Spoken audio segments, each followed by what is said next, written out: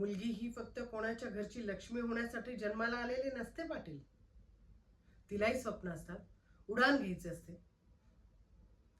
लोक काय म्हणतात, समाज काय म्हणतो, गाव काय म्हणेल, हे मी पाहत नाही. मी सरपंच आहे आणि मला हे सगळं बदलायचंय.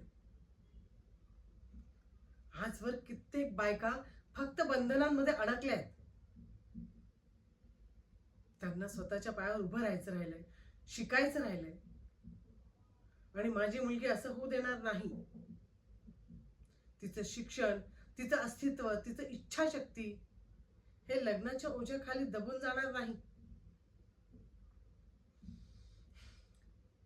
पहिले ती तिच्या स्वतःच्या हिमतीवर काहीतरी करेल आणि मगच तिचा आयुष्याचा दुसरा टप्पा. आणि फक्त माझ्या मुलीसाठीच नाही, तर गावातल्या प्रत्येक मुलीसाठी.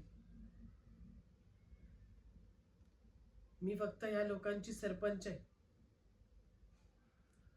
आणि ते नावाला नाही, तर खरंच काही बदल घडवायला.